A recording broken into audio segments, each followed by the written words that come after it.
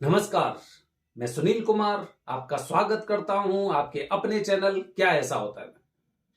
दोस्तों, सोचिए, लोग दान कब करते हैं? लोग कौन सा पैसा दान करते हैं?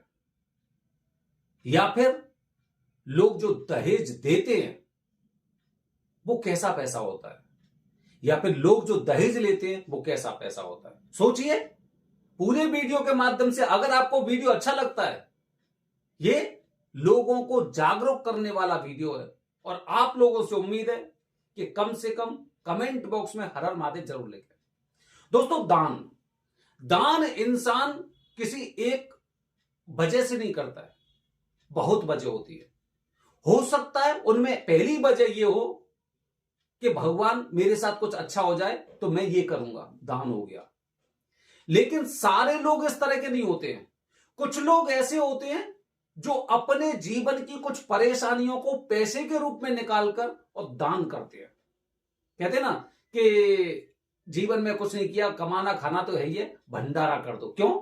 जिससे कि हमारे जीवन की परेशानियां उस भंडारे के माध्यम से हमारे जीवन में से निकल जाएं। सबसे पहला उद्देश्य ये होता है।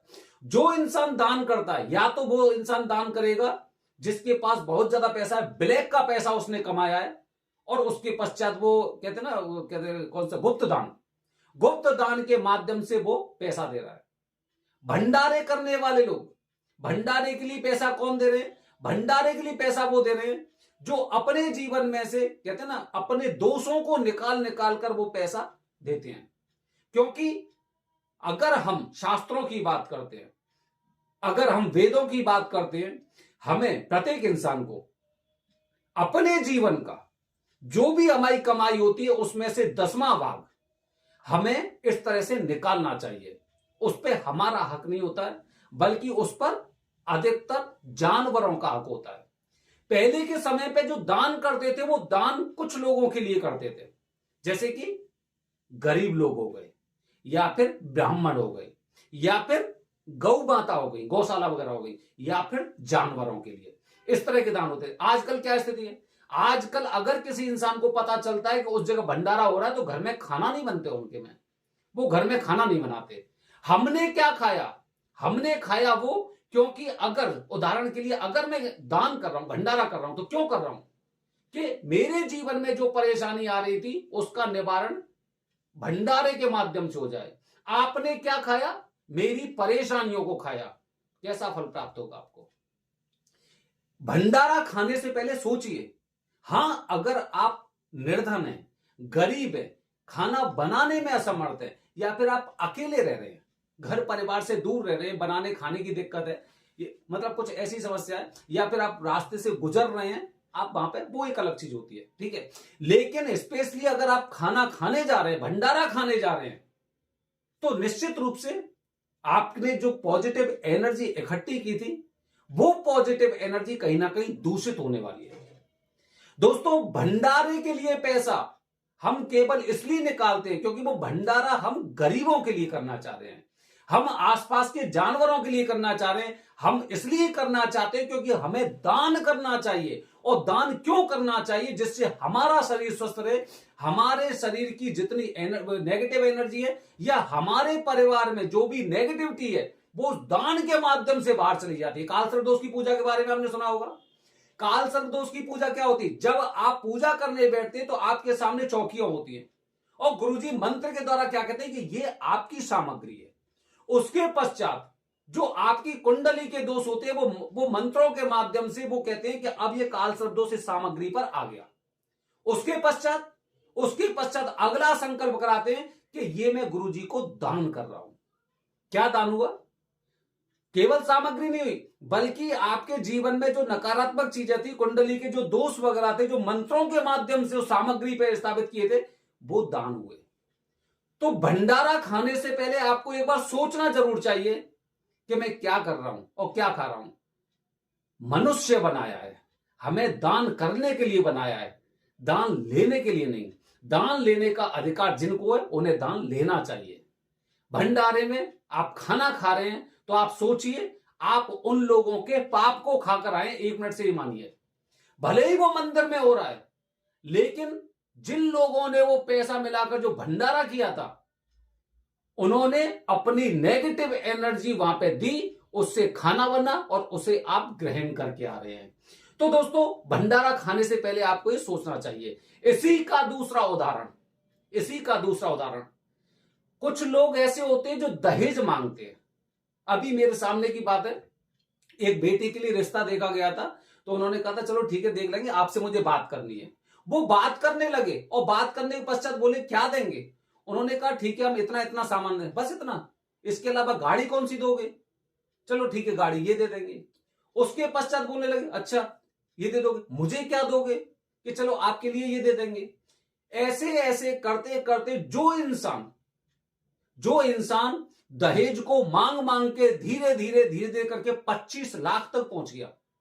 25 लाख तक वो लड़की वालों से अलग अलग प्रकार से दहेज मांगने लगा। लड़की के लिए ये, लड़के के लिए ये, बारात का स्वागत कैसे होगा, वहां का खर्चा कैसे होगा, मेरे माता पिता को क्या दिया जाएगा, मेरे भैया वगैरह को क्या दिया जाएगा, इस तरह से। वजह केवल एक सरकारी नौकरी, जिसकी वजह से ये मेरे सामने की वारदात है।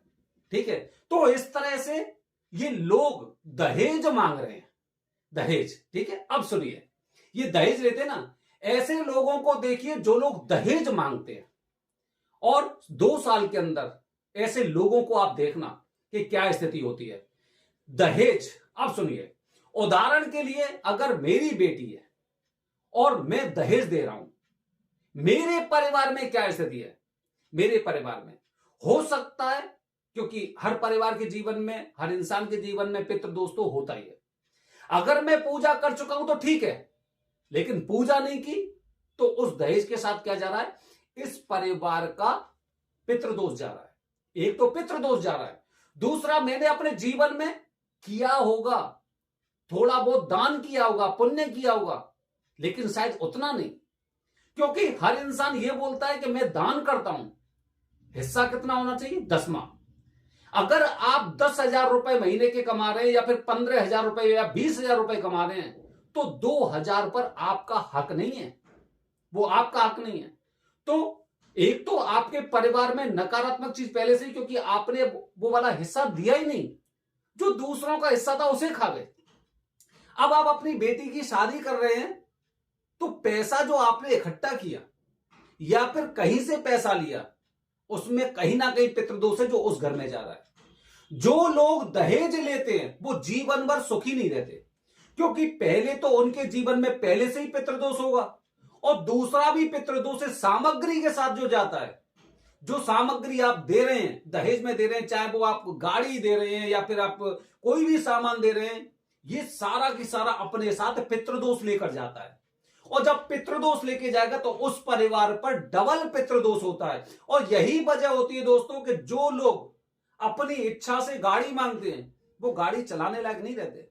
या तो उनकी गाड़ी का एक्सीडेंट होता है, और या फिर कुछ ऐसी वारदात होती है, कुछ ऐसी चीजें होती हैं कि वो गाड़ी उनके पास तक रहती नहीं है।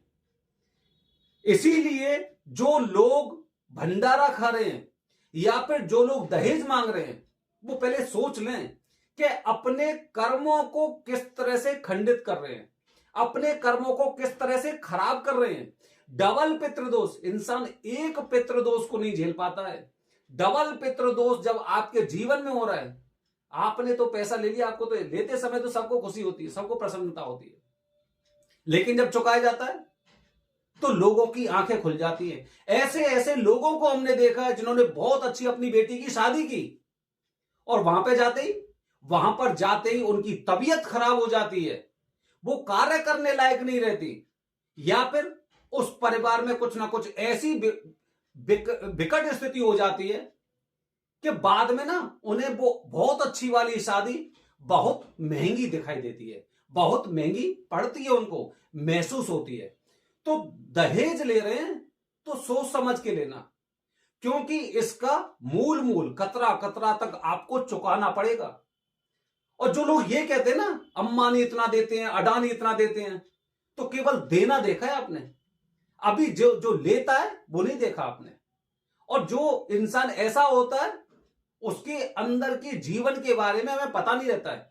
हम उदाहरण के लिए कुतर्कों को दे सकते हैं, कि भाई उसने इतना पैसा दिया, वो बहुत मौज कर रहा है, उसे इतना पैसा दिया, बहुत मौज कर रहा है। अपने जीवन में एक इंसान ऐसा अवश्य देखना जिसे बहुत ज्यादा दहेज मिला हो, और उसके जीवन को आप देखना, आप ये देखेंगे कि वो इंसान ना सुखी नहीं है, या तो अभी सुखी नहीं है, या फिर उसके घर में कुछ संतान ऐसी विकराल रूप से पैदा हो सकती हैं, विकलांग पैदा हो सकती हैं, या फिर संतान प्राप्त ही नहीं हुई। इंसान को आज दिखाई देता है बहुत अच्छी शादी हुई, लेकिन जब उसे झेलता है तो उसे खुद को पता रहता है। दो चीजें जीवन में याद रखिए, भंडारे से दूर रहिए और दहेज जीवन में किसी का मत लो। शादी करनी है, लड़की से शादी करो, और केवल ऐसी शादी करनी है कि उसके लिए सारा सामान आप खुद लेकर जाइए, और तब दुल्हन बेटी अपने घर पर लेके आइए। यह शादी होती है। ऐसी लड़कियां आपके घर में तरक्की करेंगी। दहेज वाली लड़की आपके घर में डबल पितृदोष पैदा कर सकती है। तो आपको पितृदोष चाहिए, या फिर बहुत सुंदर बहुत अच्छी बेटी चाहिए, या बहू चाहिए, ये मर्जी आपकी है। बने रहिए हमारे चैनल के साथ दोस्तों। हर हर महादेव, हरिओम।